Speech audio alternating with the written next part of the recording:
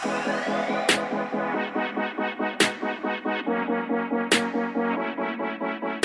welcome back to the X Podcast. I am here with an old friend and a new friend. I got Tucker Johnson, sporting the Awaken hoodie, which I don't know when this podcast will air, so I don't know if these 3 epic nights will be behind us or not. But if you've not gotten your Awaken merch, get it. And then we got a really special guest, Zachariah Thompson. How are you? Yeah, I'm good. Thanks for having me, guys. Really appreciate it. I'm so pumped for a lot of reasons. One, the reputation of your brand precedes you. Scatterjoy Project. If you've not heard of it, I've been following it probably for, 2 or 3 years. And then this is going to sound so cliche, but I think Tucker met with you back in the fall for some sort of partnership, and he texted me and he's like, I love this guy. And he just went on and on and on. And I had several other people I told you, like, man, y'all need to connect sometime. So I just hounded you into, getting coffee one morning in Parable. And I texted Tucker right after. I said, I love this guy. And it's really cool when there's a cool brand that has a cool message. Yeah. It's even cooler when the person behind it's even better. Yeah. And so I'm pumped to have you for a lot of reasons, but even more than the Scatterjoy Project, as awesome as it is, and I want to talk about it, you're just a wonderful human. Oh my gosh, yeah. Thank you. I was gonna say you didn't hype him up enough, but like you did it. Yeah, I mean, yeah. So I'm a pretty bashful and shy person, and so this is like. Would you consider yourself an introvert? Also, sitting in between you guys, I'm just like a little uncomfortable now. Thank you. Would you consider yourself an introvert? I think so. I'm an introvert that I think can, if I have a role in a moment, I can turn it on and kind of like be extroverted in a way, or if I'm like deeply connected and comfortable with the people that I'm with, then I'm off the walls. Yeah, I'm an introverted Enneagram 7. I don't know if you guys do the Enneagram in this joint or not, but yeah, I'm an introverted Enneagram 7. Wow. I might be making that up too. Like I might have like lied on the Enneagram test to like get a 7 because that's like my deepest desire to just like travel and go do these things. And that is a fascinating combination. Yeah. So the more you feel comfortable with people, the more you're just wide open. Yeah. I'm eclectic in that way, I guess. I'm not sure. Some of the introverts on staff right now are really doing a deep dive into Susan Cain, Quiet. Have you heard of that? That's a great book. And the Purposeful Power of an Introvert. Who's that by? It's almost like the faith-based version of it. I didn't read that. So Tucker is a 7 who is not an introvert. Yeah. Like at all. Yeah. Like I don't think I have an introverted bone in my body. And I'm an extroverted introvert who people don't believe that I go home on the weekends and I spend the whole weekend by myself pretty much. Yeah, so here's what I've heard. Like introversion and extroversion, like it's more about how you, and I don't know if this is true or not. This is just maybe something that I didn't even read. It was just someone told me, and I was like, yeah, that makes sense. I like that. I'm just going to adopt that as fact and go with it. But they told me that if you're an introvert, it's about more how you recharge and recover. And if you're an extrovert, like it's about how you get energy. Yeah. And so in that sense, I think like, yeah, I'm definitely an introvert because like I can go, like we host these events with Scatterjoy and I jump on these podcasts and sometimes I'll travel and speak or like do these things or host friends over at the house. And sometimes afterwards, I'm just like, whoa, man, I need a day, like I'm just going to like go read and drink a coffee or whatever and just like have time by myself. I'm like, yeah. I didn't realize how extroverted I was. Me and my wife are very similar in that. And we had a friend. You're both 7s. Yeah, right? I don't know. You don't know. I don't know. Because Anna's wild. Yeah. And like wild. I didn't realize it until we had a friend living with us for like a month. And he was like, you guys are never home. And I'm like, we aren't ever home. Like we're always out with friends or doing something, but I don't feel exhausted by it.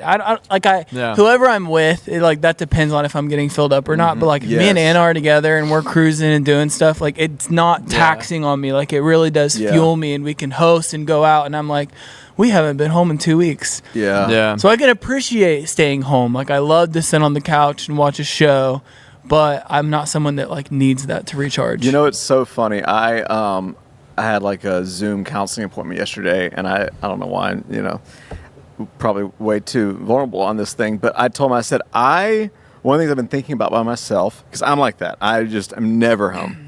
You know, I'm working in the morning. I come here, then I go to the gym, then I go to North Star and work on stuff till like 10 p.m. Go home, crash, and you know, I go home, and my mom is saying the same thing she said to me when I was 4. She's like, "Russ, you do not know how to relax." And so I was like, telling my, you know, counselor, I'm like, I don't know why, but over Christmas I thought about love, joy, and peace, and I was like, I feel like I'm decent at loving people. I could do a whole lot better. I feel like joy, unless I'm like unhealthy, I feel like I'm a pretty joyful person, but the peace part. Yeah. I feel a peace about the future. I feel this like spiritual courage and calm about me, but there's a restlessness that I'm like, and so it's interesting you say that, because I told him, I said, I wonder how much of that is psychological versus like circumstantial, of like one day if I'm in a house with a wife, it'd be a little bit easier but I'm that way too, in this sense of I need time to recharge. But being around community on my time off really depends on whether I find the community life-giving or not. Yeah. I think it's a little bit about like mindsets that we carry into certain circumstances or seasons and rhythms of life. Like there's no, I don't think that you have to like be at home and sit and read and have a blanket and have the fire on to like find peace. You know what I'm saying? Not the blanket. I'm like, I'm super into like hygge. If you guys are like into, Wait, spell it.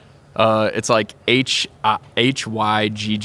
The Danish. Yeah. The Danish concept of calm and Yeah. So we actually, my doormat is how you pronounce it? hygge. I've been saying it wrong. What is it? I have I've been calling it hygge. I think it's pronounced hygge. We But could both be wrong. I It could Sounds be like something IKEA definitely- furniture. I know. My doormat is hygge. Yeah. That's funny. So like that, I find tremendous peace in like that kind of mentality. I'm just like, throw me on a really comfy couch with a blanket and put the fire on and like give me a tea to end the night, and I'm so happy. And I find tremendous peace in that.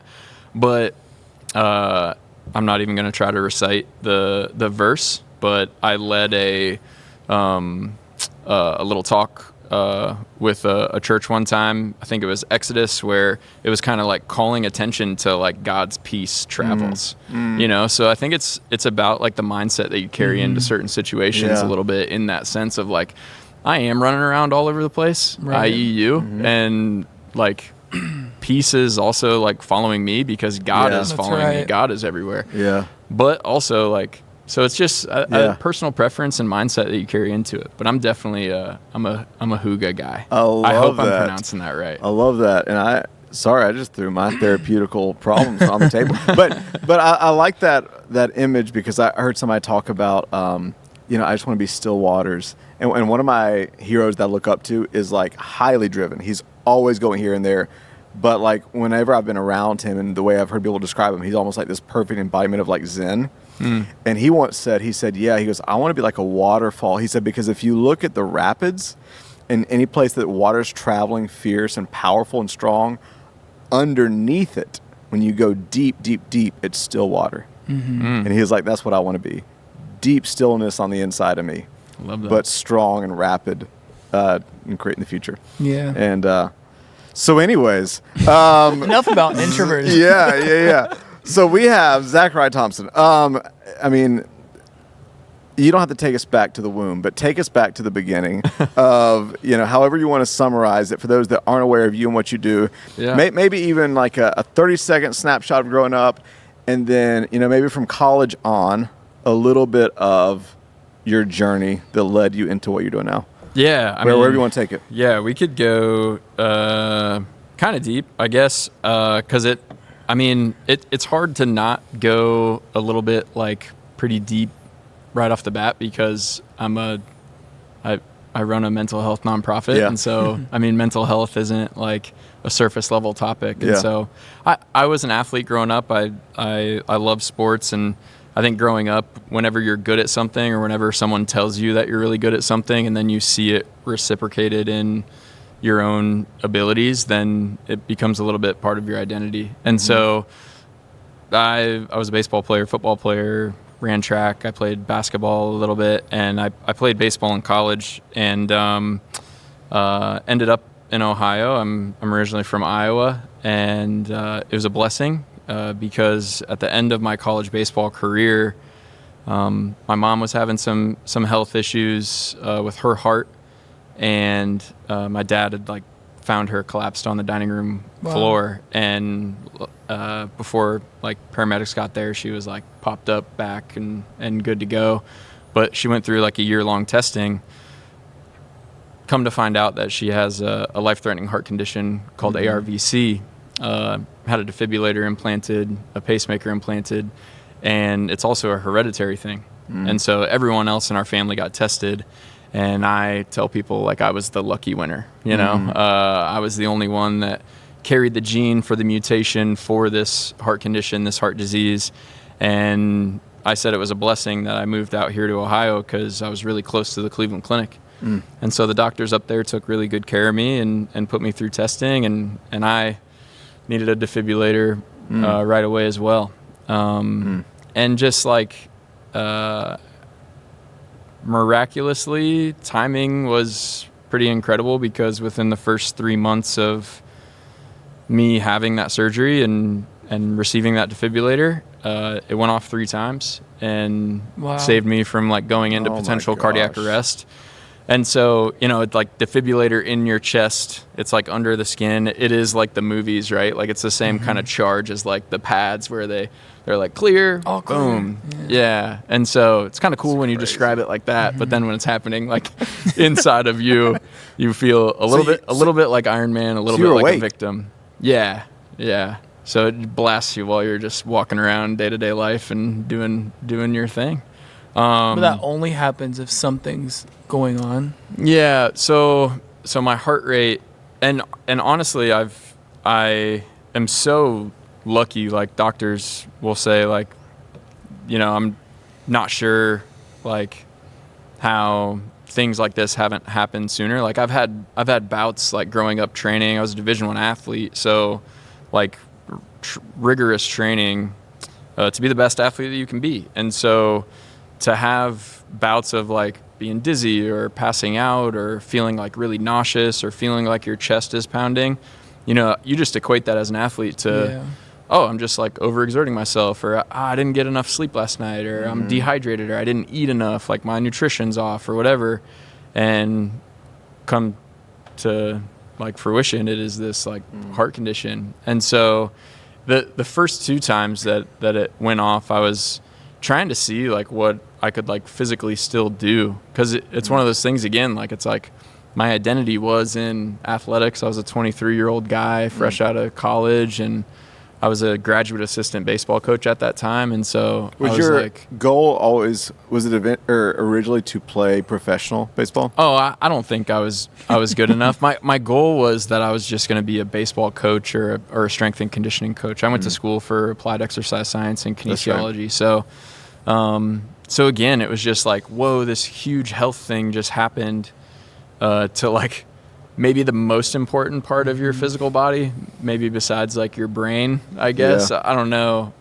Depends on the person, I guess. But like my heart is out of whack, and I'm a like physical person. I'm an athlete. I went to school for like training and sports performance training and health and all these things. And so your life kind of just like gets thrown in the blender a little bit. And I think out of that, scatterjoy doesn't exist without that. It's like this moment of reexamination, maybe not in the moment, like you're dealing with a lot of grief and sadness and anger and wrestling with all these emotions and stuff. And honestly, like you don't really know how to do that. There's not a lot of people out there like educating people on how to do those things. And honestly, like even with education, like it's still really hard. And so, the reflection period was probably like it's still going on, it's like it's a 10, 11, 12 year period of continued reflection that's led to, all right, what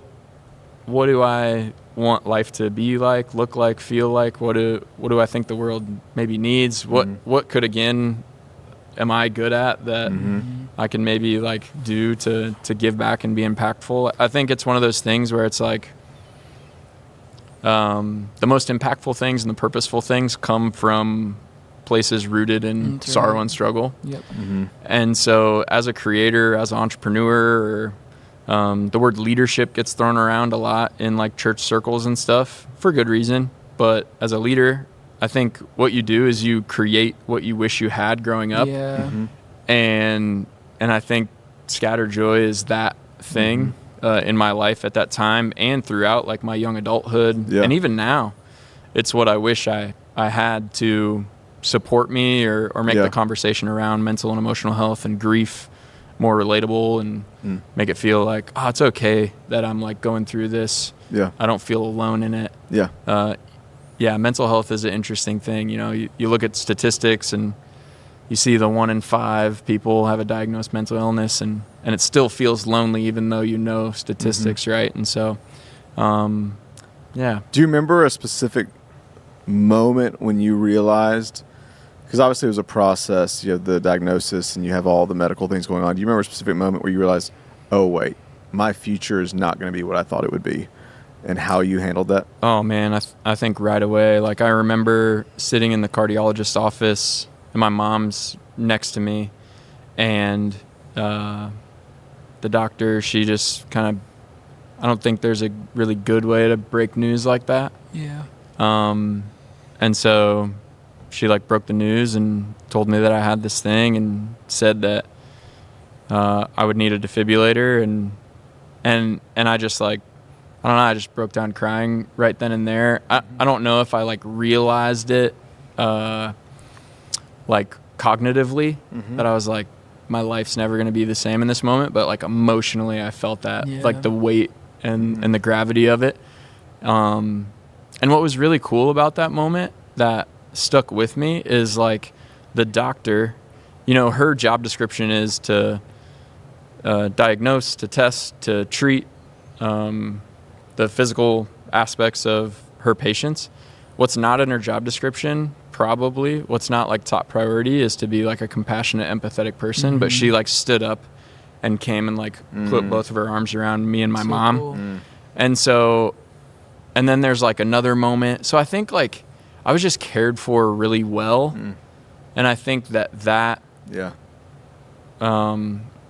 gave me a little bit of hope to hold on to in the hardest moment in my life, that where I felt like I was just never going to be the same. So it was funny. It's like right when you get diagnosed, you get told that you have like this heart disease and your heart rate gets really high and also really low. Like when I was going through testing, Cleveland Clinic put like this Holter thing on me where it's like this heart rate monitor that you just literally wear 24/7. And I wore that for 3 weeks, and it's a live feed to the Cleveland Clinic. So they're like watching my EKGs and all these things happen. And they say, hey, go live your normal life. And so I would be like kind of training, working out and stuff, or be at practice and putting guys through drills and everything. So I was a graduate assistant coach at that time. And they would call because it's a live feed, and they'd be like, hey, are you okay? Like your heart rate's 220 right now, man. Oh my like, gosh. I'm like, yeah, I feel fine. Like, I think I feel fine.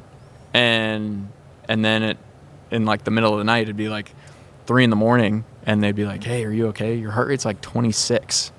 And so, you know, it's like you have this variability with everything and stuff. And so you have the diagnosis and you're sitting in the office and nothing else makes sense. The only thing that has clarity is like, I could like literally just like feel my heart like beating so hard in my chest. And I think it was a weird thing because it was like a grounding and centering thing, but it was also directly tied to the struggle that I was being diagnosed with, you know? So it was just it was a weird moment.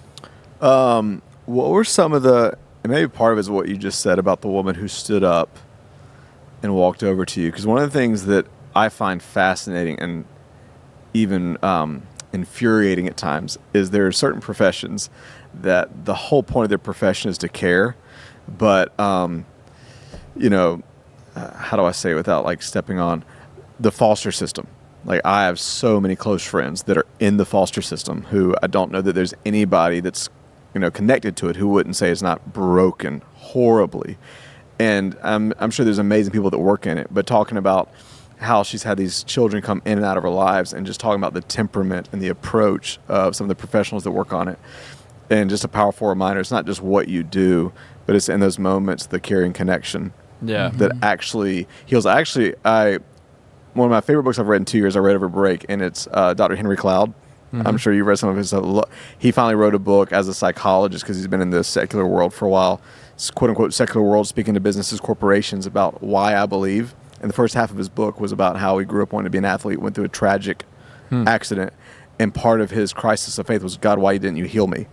And then he looked back seasons later, and I can't remember the verse. I'm going to butcher it. But the verse was basically like, God connects us to the head and the different parts of the body that by those different ligaments were healed. And he looked back later, and he's like, oh, what neurology teaches is what God did through this is it is through caring connection that I was actually healed. And so all that to say, like, between there and scatterjoy, what are a few of the moments along the way? I know it's always like a process and there aren't always definitive specific moments, but what are some of the things that you feel like were part of your healing journey, your redemptive journey, your making sense of it? Yeah, I don't think I would have survived if I wasn't in like the current role that I was in as a graduate assistant coach. I have a friend and a mentor of mine. His name's Chad Brugman. He's used to be a pastor at Red Rocks in Colorado. Now he's down in Texas. And he said, you can never go wrong with getting your eyes off of yourself. Like whenever you're having a moment of like depression, anxiety, struggle, sorrow, grief, all these different things, like that is like an antidote. Like you can never go wrong getting your eyes off of yourself and your own struggle. Yeah. And it's not to say like you're ignoring your own pain. It's just to say like part of the healing process is to say like, how can I still help? And so that, I think that saved me, just having that role as like a coach on that team. And it's great. And I think it was unique because I was coaching friends that I just played with. And so it was weird. It was like really unique where it was like I was coaching and supporting them and teaching them and holding them accountable and leading them, but they were also like caring for me and supporting me because we had just played together, like it was a brotherhood in that way. And so even though the role kind of shifted a little bit, I still felt that support from like what you would say like the bottom up, I guess, from like a organizational leadership chart or whatever. And so that was really like life-giving and saving to me. And then on the other side, like on the bookend side of it, I was on staff at one church in 2020. We had just had our daughter, our first kid, Cooper Joe, November of 2019. And when did you meet your wife during all this? Yeah, we started dating in grad school. Awesome. So she kind of held my hand throughout all of that and has seen me at my worst first, But what a gift to have that during all that. Yeah, for sure. And we went through our ups and downs, but like, I mean, I think it is so unique for her to like just support me right off the bat and just be there in like the worst moment of my life and be like I'm like, why are you dating me right now? Like I feel like it was like a Make-A-Wish thing. Like it was like, what I'm saying? Like it was That's like crazy. Make-A-Wish is crazy. Yeah, Make-A-Wish just blessed me right there with Molly. But no, man, we just had our first kid, our daughter Cooper, in the end of 2019.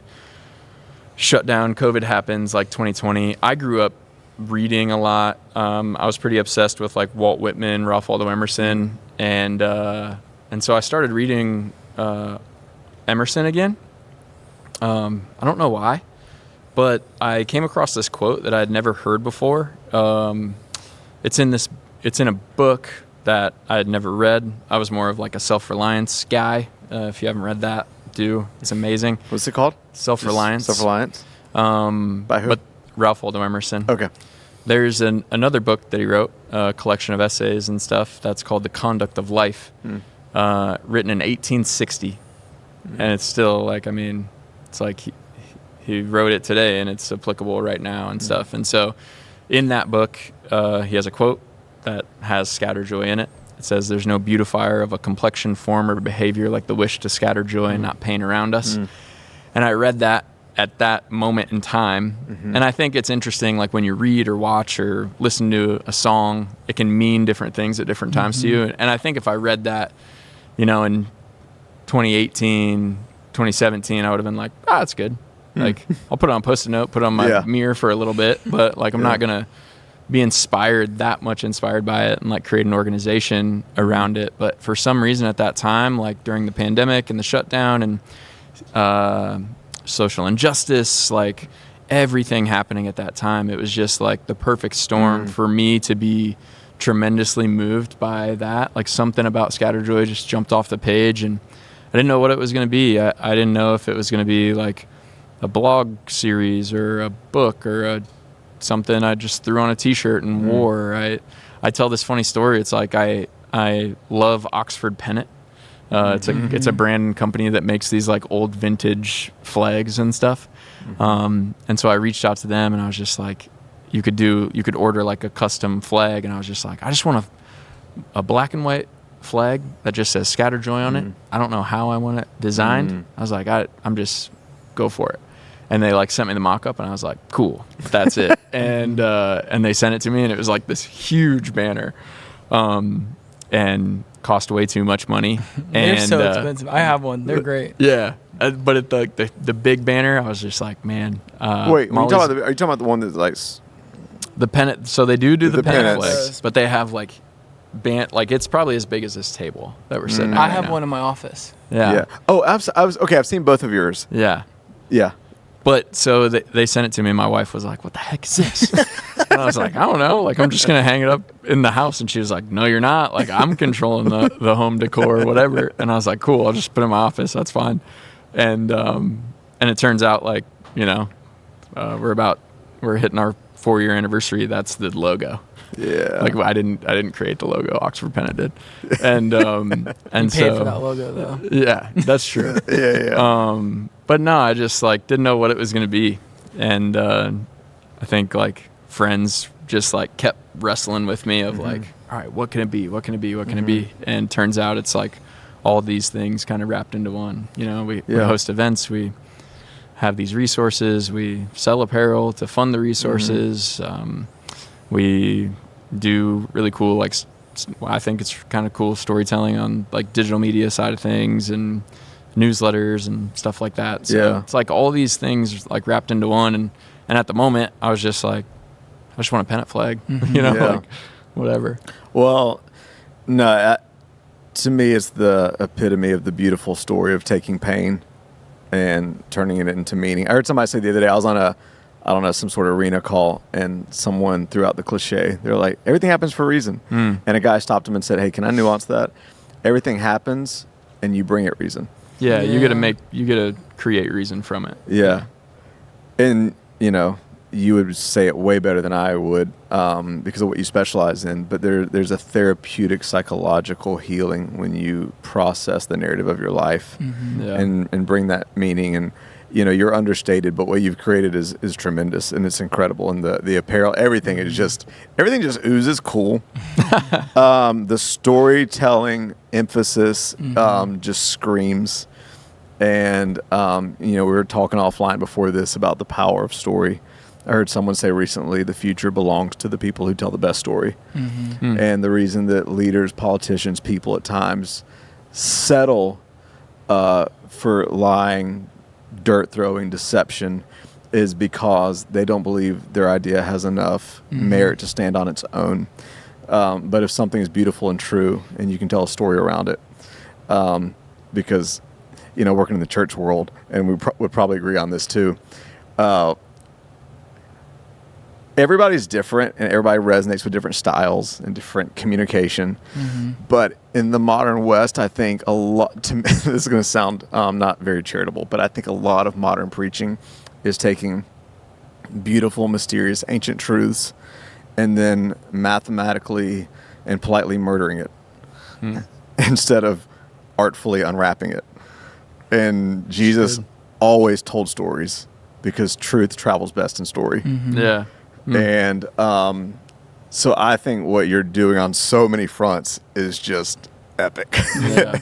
And, you know, you're one of those people that me and him, not just you as a person, but what you're doing is just so easy to want to cheer on and celebrate. And remind me before I forget, before we end this episode here in a little bit, I want to give people an opportunity to follow you, follow what you're doing, give toward it. I want to unapologetically encourage anybody watching to give towards it because it's something that's making the world better, world healthier.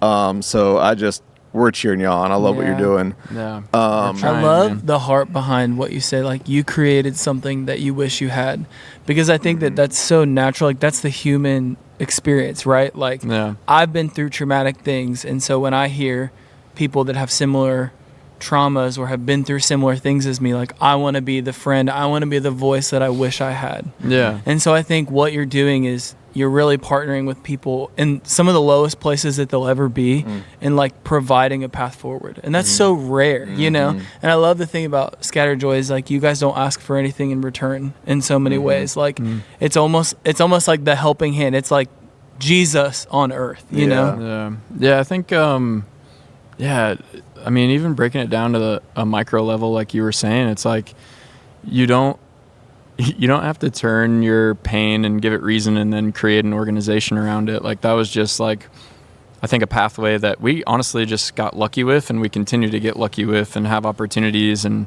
we're still trying to figure it out. Like, Scatterjoy is so young. Like I said, we're just like have our 4th birthday either coming up or we just had it. I'm not sure when this is going live. But we're still a toddler, dude. Like, we're still running around knocking things over, making messes, and trying to like building the plane while it's in the air. I have a tactical question on that note, because you have a great reputation in the city already. I mean, you really do. I mean, even though it's young. But the analogy of building the plane while it's in the air, like, because there are a lot of people of faith that listen to this. By the way, we have 2 people that probably are going to have incredible FOMO that they're not at the table. So Pastor Tim, who would usually be here, he had a funeral he had to go out of town for last minute. Kevin, have you met Kevin? It's his brother-in-law. Very interesting story. He used to be on staff here for a few years, stepped off staff.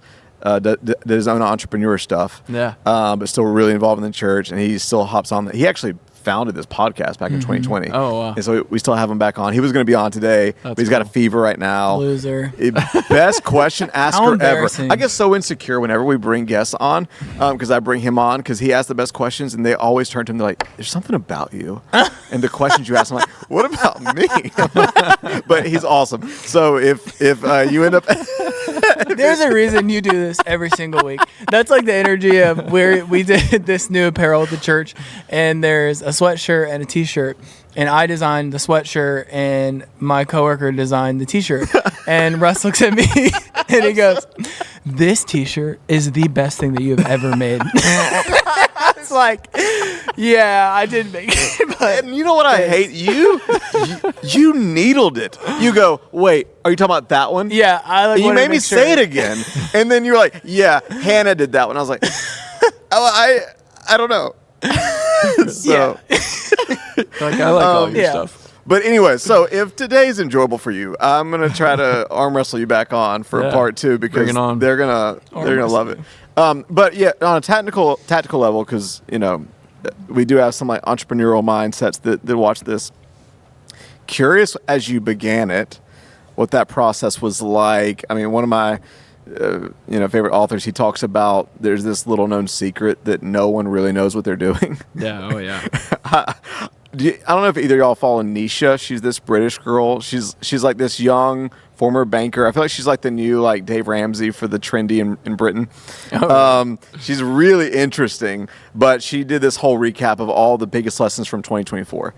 And one of her biggest lessons was, and I'm sure this metaphor has limits, she was quoting somebody, the net will appear when you take the leap. And we keep waiting for perfect conditions or have it all figured out. And yes, we have to have wisdom. We have to have strategy. We have to think through it. But even like little things risks I've been taking in my own personal life, I'm realizing like sometimes it's just I can think, I can plan, but the only thing that's going to bring ricochet is action. Yeah. And so I'm curious for you what that's looked like in the entrepreneurial world, because you've taken some massive risks. Yeah, I think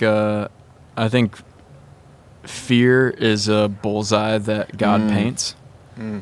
So like whatever you're scared of, that's what he wants you to run after and go do. And so like I think the enemy kind of like tries to use fear as this thing to keep us like stuck or keep us like stagnant. And I think God actually uses it as motivation to say like, man, it's right there. Like, what are you afraid of? Like that thing, that's actually what I want you to go try and do. And I think I'm also motivated by this thought of like, how hard would it be to get back to where I currently am? Right. Like if I went and did this thing and we launched, we took some personal money and we launched this.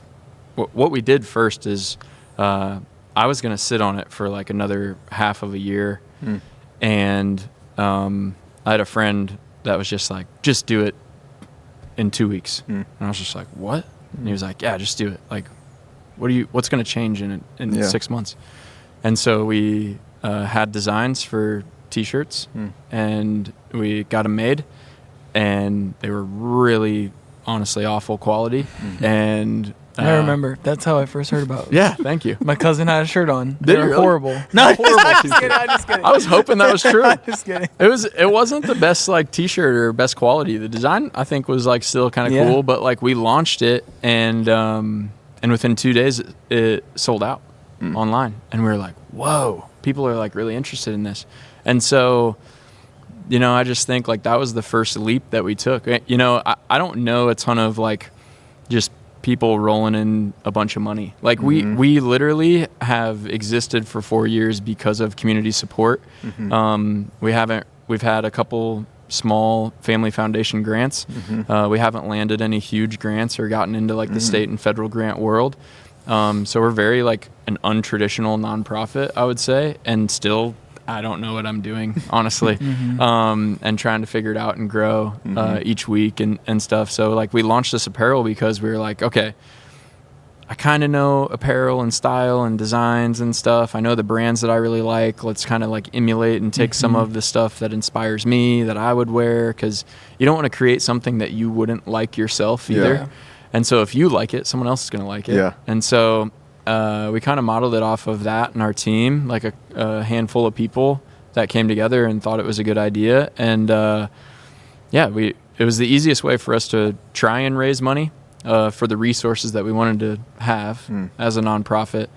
And it was a really easy way to like create advocates with like the messaging and stuff. And I think what's interesting about scatterjoy is like we don't have to like really over design what we do. Like something it's the same way like scatterjoy just jumped off the page at me. You know, there's something about scatterjoy that makes people really curious. And it's so a great name. Yeah, shout out Ralph. Ralph Waldo Emerson, man. That guy knew what he was doing. We're just robbing him.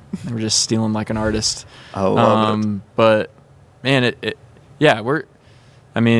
an overused analogy for good reason, because it's true. Like we're just building the plan as we fly and trying to figure things out. And I think everything has been a little bit experimental.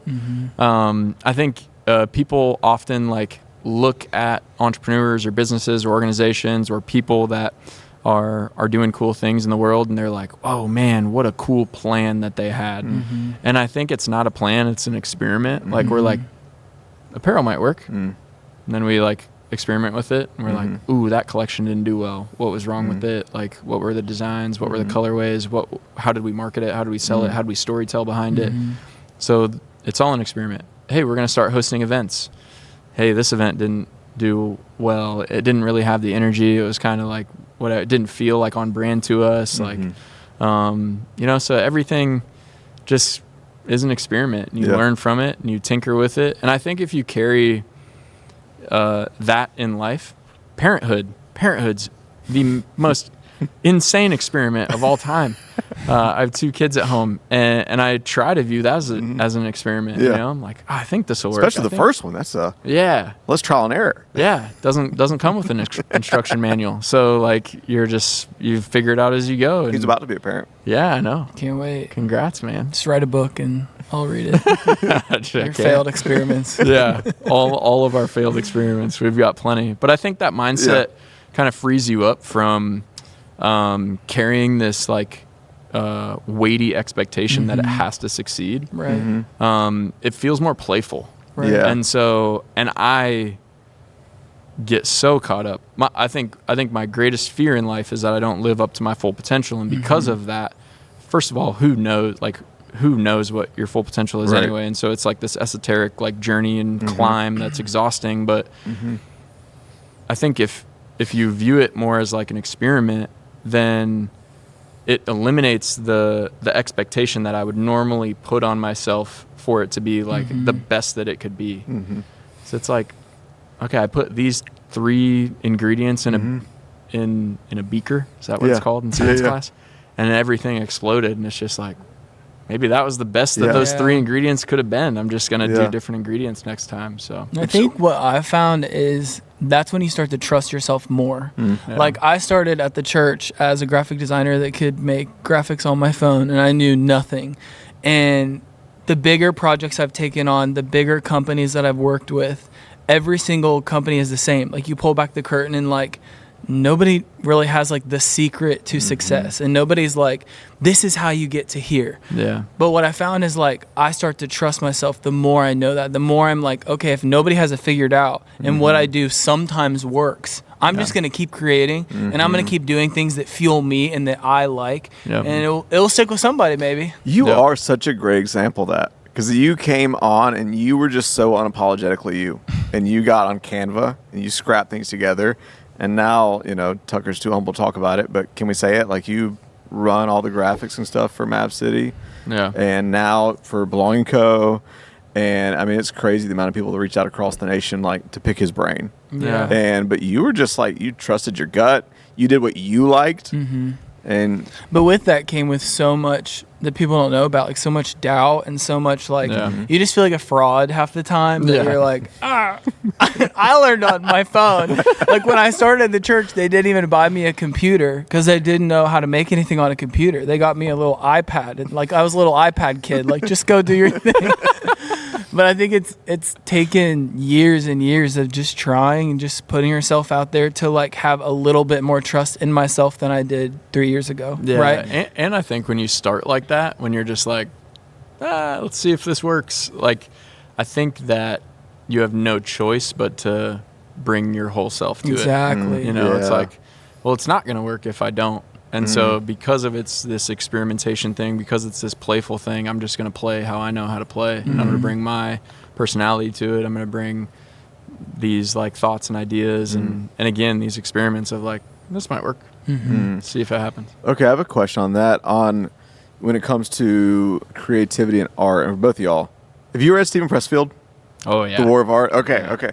So I at times, I always say words are my colors. I can't paint, but I love words. I've had a nerdy obsession with them my whole life.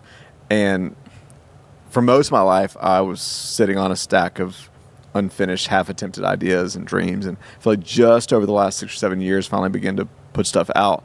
And it took what I'm still trying to figure out of what works for me, this cocktail of discipline, but play and creativity, where, what was it, Stephen Pressfield says, if you approach your art like an amateur, it'll pay like an amateur.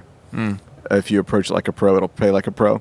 Yeah. And he's really drilling down on writers. Like writers that only write when they want to aren't writers. Yeah. They're daydreamers. Yeah. So curious for y'all. I mean, part of it is, there are some things you have to do here. But like for both of you, how do you approach blending the artistic passion and playfulness where you don't burn out with a blend of discipline to keep yourself? What does that look like? If is there a formula or way you think through that? Either one of y'all? I'll let you go first. I think for me, my personality at my worst is if I'm not good at something, I don't want to do it. And I'm also somebody that I started the church. I only did graphic design for X Church for a long time. And I just found myself in a spot where I just felt really stuck. Like I just felt like I've kind of done all the things I can do. I've kind of like made the same thing 20 times. And I've just felt God nudged me to like, you need to just like add something else, like get a passion project or like do something that would challenge you or stretch you. And I just started boldly praying for like an opportunity, like God put something in my lap that's so abundantly clear, like this is for you. And I got a DM from Maverick City the next month, and I got on this interview, you know, exactly what I was just talking about, just feeling like the biggest fraud in the world. Like, have they seen my portfolio? It's like a bunch of series graphics and that's it.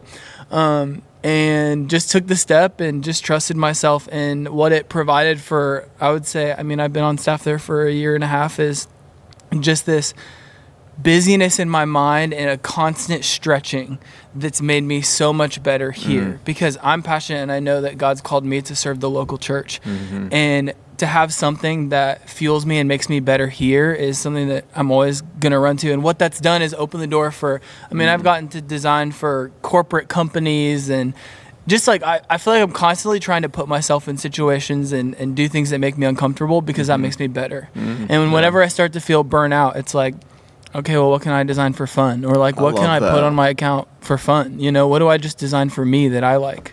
I love that. Yeah, that's so good. I think Stephen Pressfield also says something like, you got to put your butt in the seat. Yeah. You know, like if you're a writer, you can't, like, you got to dedicate the time to like put your butt in the seat for that amount of time. And even if nothing comes, the discipline was like your butt was in the seat. Yeah. And so that is like the disciplined practice of, I think, a creative. I mean, I've seen this graphic circulating. You might have created a version of this, but it's like a graphic that says creatives need time to sit around and do nothing. Yeah. Even that time where you feel stuck, but your butt is in the seat and you're like dedicated to trying to tap into like the higher power or God of like the creator of the universe to give you an idea, then that is like time to sit around and do nothing. I also don't think like, he says in that book, and I'm a firm believer of it, and it's also in Big Magic, which is written by Elizabeth Gilbert. It's also in it's in a couple of other books, but it's this idea that God or the universe or what like Stephen Pressfield calls the muse, God is the one that gives you the idea. You didn't think of it, and He gifted it to you, And I read that book around the time that I was like wrestling with scatterjoy. And so the description of it is like, well, God gave you this idea, or the universe or the muse, and you know, it's your job to be a good steward of it and to see it through. If you don't do anything with it, the idea is going to leave you and go find someone else because God wants it created in the world in some way, shape, or form. And so the worst thing that you can do is just be like, that's not for me. Yeah. I think the best thing that you can do, again, is like X marks the spot of fear and say, if God gave me this idea, let's see what it can turn into. I'm just going to try to be a good steward of it. And so I think that's the discipline, is just like giving the idea that you didn't think of, that God gave you your yes, and trying to be disciplined in it every day, where you're trying to think and play and experiment with it. Put your butt in the seat. I think like so figuring out what allows you to make those decisions too. Like for me, I grew up in Columbus and never wanted to travel, never had the desire to like get out of the country. I went on a mission trip one time and had a horrific experience with a rash and all that was horrible. So I was like, when I got married, Anna is like, wants to travel the world, see all the things. And I'm like, I do not want to do that. Like, I just want to stay here. I'm comfortable here. And we booked a trip to Greece and went to Greece a year ago. And yes, it was it created this huge desire in me to travel and see the world, but it was the most inspired I have ever gotten in a week, and also just allowed me and Anna to have so many like conversations about like what's next for us and what do we want to do as a family, what do I want to do in my career. But getting out and doing those spaces has like been what's fueled my creativity. And now we can't stay in Ohio for more than 2 months without being like, we need to get out of here.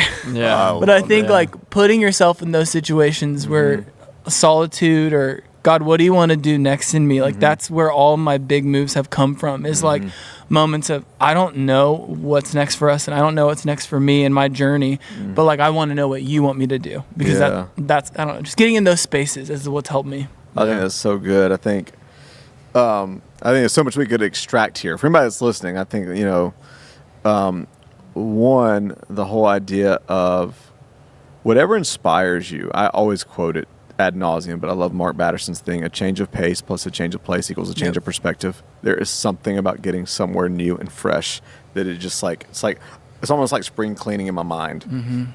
I think the big key to that is if you get to a new place and find a new perspective, it automatically increases empathy, and I think empathy is the hidden tool for creativity. I really do. I think like empathy is understanding what you want it to do for other people that are going to receive it. Yeah. And without that, you're not creating anything meaningful. And so I think like because of that, the perspective shift and like getting out and seeing new things, like you were saying, is like to me, that's what it does. It increases empathy. And because of that, then I can create from a better place and be more inspired. That's great. I love that. Empathy, love. Hold on, let me write that down. I know, inspiration. And you mentioned, there's something you said, and it left me. But one of the things you mentioned, because I feel like sometimes creating is a combination. Sometimes one preacher described it as, I feel more like I'm digging dirt for gold. But then other times it is like something comes down out of the heavens. Yeah. Was it Hemingway that said writers catch spirits? Yeah. And but then even what you said, I think that's a great thing too. The old mega church guy, Craig Rochelle, talked about almost most of the great leaders and artists he knows have multiple side passions that actually help make them better at their things. So like over the last 10 years, on top of leading the largest church, I think, in America or the world, he's like gotten a black belt in jiu-jitsu. He's become a pilot. But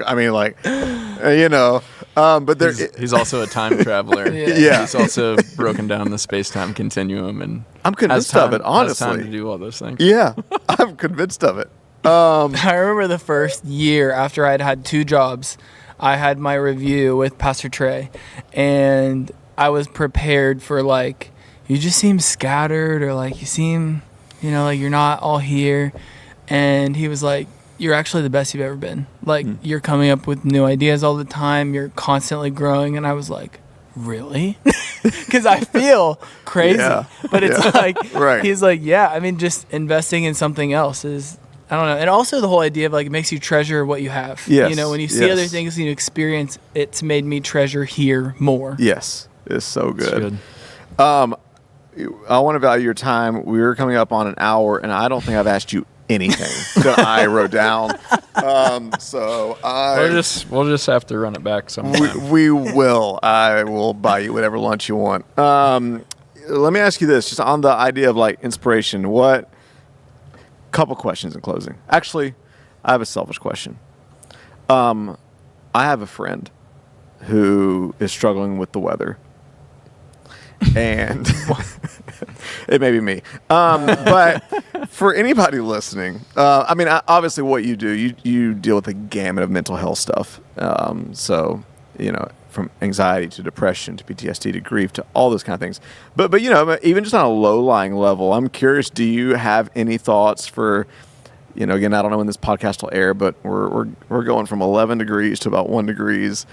I have Southern blood. I love snow, but when the gray hits, I always I hate to say this, I always thought people were kind of like whatever when they talked about, the weather affecting. But seasonal depression. Oh my real thing. Gosh. So real. Yeah. So I'm curious. For my friend, what would you say? For my friend. First, I would do a joy audit. It's like really make a list of like what brings you the most joy, and weather might be one of those things, but it's not the only thing. And so I think like that is really good practice of awareness of like what brings me the most joy, and then how can I do more of that. That's good. And I also think again, it's just like what Chad Brugman told me. It's like can't do wrong with getting your eyes off yourself. And so I think like when you get in these moments of like seasonal depression or even like mental health in general, that it feels like the world's kind of shrinking in on you and it's your problem and you feel isolated in it. I think one of the easiest ways to break out of that is again to kind of do what our organization says to do, and is go scatter joy. Yeah, I love that. Go serve. We had a prayer night last night, and it was like I left feeling like on top of the world. And honestly, there's spiritual reasons, but also it's because we got to like pray with people and minister to people. And there is something about in that verse, the one who refreshes others will themselves be refreshed, that it's like self-renewing. And so I just left on top of the world. And then an hour later, I DoorDashed Massey's Pizza to my apartment. You were like, it got dark at 5 p.m. today. It's the worst. I'm back in it. You call me a wuss? No, I said that's the worst. You're a wuss. I was like, man, I don't feel Like Mr. North Pole. That did not scatter joy into my heart. So, okay, so I'll tell my friend that. What would you say is inspiring you right now? It could be anywhere from books to gadgets to life to... Mac Miller's team is coming out with a new album of unreleased work that he has, and I'm a big Mac Miller fan. I like his music, and I think he was a brilliant musician, and just like talk about a creative mind. So I hope to be inspired by that. It comes out again. I don't know when this is airing, but I think it comes out the 17th, and so I'm grabbing that on vinyl because my wife just got a record player for me, a tabletop. For Christmas. So, that's cool. Yeah, it's been pretty fun. That's cool. So that I think I get inspired by other artists. Yeah. That's low hanging fruit. This is going to be a cliche thing, but there's something that like unlocked in me when I became a parent, when I became a father, and it was like this level of playfulness that I thought was inappropriate in my life. You know, like I'm an Enneagram 7 and like I said, like when I get going and when I'm in like a room where I'm really comfortable, you know, I sometimes it's probably my own expectation, my own thought process. Like, hey, simmer down, Zach, like cool it. And so like there's this level of playfulness that I think got like shoved down and depressed in my own like soul a little bit when I was like young adult. And when I became a father, it just like burst open and unlocked because I was like had an excuse to play again on a very, very like macro and micro level. Like I'm on the ground playing and making a ballroom dance with like princesses and Power Rangers, and it's just like I don't know, it just like it's so fun for me. And I think that level of like experimentation and seeing my kids' imagination and seeing them learn new things has inspired me to try and do the same. And so, yeah, I think like it's kind of cliche a little bit to say like my kids are inspiring me right now, but they really are. I think like the last 5 years, my daughter just turned 5, and I think it's been like the biggest I've grown, like creatively, cognitively, emotionally. It's been rough, but I've grown because of that. Like, you know, so my kids are inspiring me right now. So I can't wait for you. Yeah. I not to take us back deep again, but the whole thing on playfulness. Tim, Kevin, and I, we went to LA for an arena conference. They've heard us talk about. There's one particular session where Brendan Bouchard, I think he's considered the #1 performance coach in the world, and he has all the books on productivity and all these kind of things.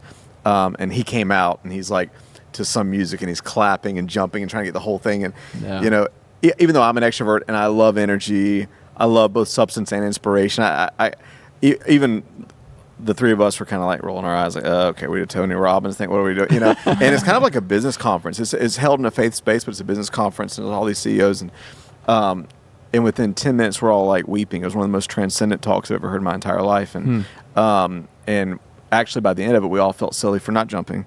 And he said he said because he's coached presidents, CEOs, billionaires, artists, all these kind of things. Yeah, wow. And he says at the end of the day, he says it comes down to the same thing, aliveness. He said, and a lot of people gave up on joy and playfulness a long time ago. Wow. Yeah. And then I listened to a YouTube clip from him. It's interesting. I've really thought about the whole introversion, extroversion thing a lot lately. And I don't know anything, but me and Pastor Jesse, we 3 hours Thursday talked about introversion. He just read the Susan Cain Quiet book. But Brendon Burchard, who's like right in the middle between extroversion and introversion, he had an interesting theory. He said he actually is convinced, after working with people for 30 years, that a lot of what we think is introversion is actually a response to trauma and disappointment and lack of trust, where we've closed ourselves up and don't let ourselves back out. Yeah. And it was an interesting, and so I don't know, but I don't even know the answer to all that, but I think that's beautiful what you just described, that whatever our personality types are like, there's a playfulness that can come back out and a joy. Yeah, I hope. Now it's like I walk around like I'm just a big kid, and I feel like I hope I carry myself in that way a little bit, and I think the people that know me best know that like I'm just messing all the time, and so I think it's, again, like fatherhood in the last 5 years has just unlocked something into me where I kind of remembered who I was as a kid more, and I never want to let that go. You know, I look at my grandfather, who's like a hero to me, and he is the most like goofy, silly, playful dude in the world, and there's a reason why, you know, he's like still cognitively with it and like has these great relationships, and you know, there's a reason why he's my hero. And you know, I didn't really connect the dots until I became an adult, and I was just like, oh, like that's why I love him so much, and that's why I look up to him so much, because like in his playfulness there was connection. You know, like I think play, you know, we can sit around and talk about like deep stuff all the time and get super vulnerable, but like playfulness is another level of vulnerability, because like if you're playing and doing an activity, or you take a risk, or, you know, talk about like acting, or like whatever, I'm blanking on the word now, improv or whatever, like you're playing these like different like youth group games and all that stuff. It's just like, that's a risk, that's vulnerability. And so like all levels of play is another form of vulnerability, and that leads to like a deeper connection and stuff too. And so I just love him for that, and I hope to like emulate that in my life as I get older too. I love that. I heard somebody say the other day, values aren't passed down best through duty but through joy. And so there's that word again. Man, do you read Chesterton? Oh, I feel like I know you well enough to know that you will be a kid when you read Chesterton. Yeah. A lot of people consider him the most brilliant mind of the 19th century. It was his works that led to Gandhi and the Indian Revolution. It was his book, The Man Called Thursday, that led C.S. Lewis as an agnostic to faith.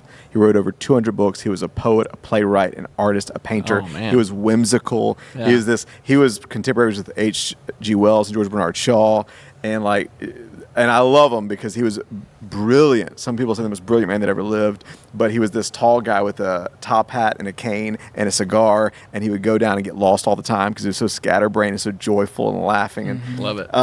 I'm gonna go get a tattoo of him right now. you would love him. His works are like an education in and of themselves, and he's to me the most brilliant writer that's ever. All the paradoxical way that Lewis writes comes from Chesterton.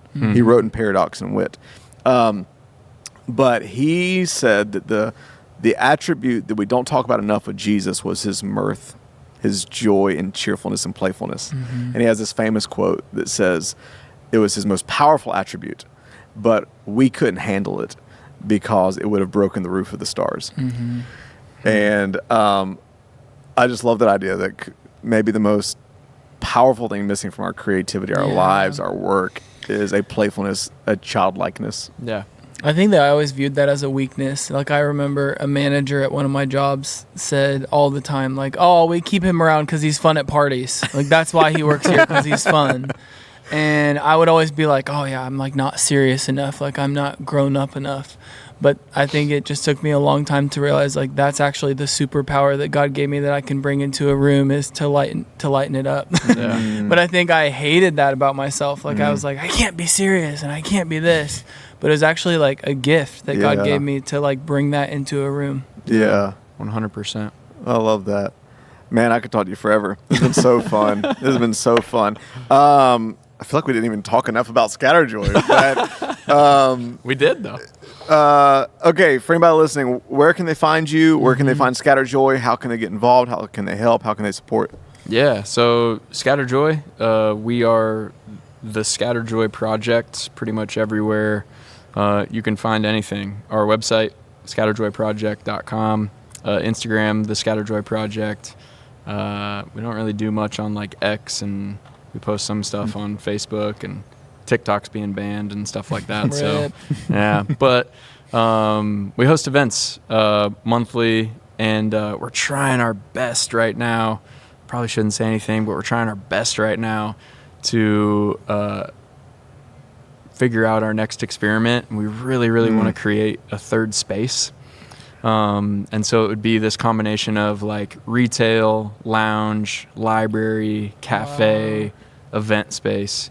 Really small. Cool. So if that happens, then you can find us there, and we'll let you know at that time. Who knows when this will air? Yeah. And can I say this? You have a creative retreat. Yeah. So we're really lucky to have an amazing community around the country, honestly around the world. We got some artists in the UK that are interested in what we're doing with Scatterjoy, and so we have creative advocates. Basically, they're nonprofit influencers. They help us with some projects and creative pursuits, but they also just rock the gear, and they'll wear it on stage or in the studio or on social media and stuff like that, and help us spread the word and help us spread awareness around resources and stuff. And so we're doing this creative retreat where we're doing multiple. So we're inviting as many as we can fit in the house, and then we'll do it again later on in the year. But we wanted to do it during the winter because of seasonal depression and stuff. We were like, man, we need an excuse to, like, get together and be in community. And Sorry, Russ, you're not invited. If you need anybody to make coffee, I will come and make coffee. Oh, man. Zachariah, thanks so much for being on this. Thank and you. Tucker, and it's just been so fun. Yeah. So go check out his stuff, give towards it, look for all the events. Y'all are at, I mean, this is probably a year ago, I'm thinking, but Roosevelt, like, you do coffee pop-ups and all kind of stuff. Yeah, so each month right now we've been at the Roosevelt Coffee House, where they're a partner of ours, and Kenny Sipes is the founder. He's amazing. And that's a nonprofit as well.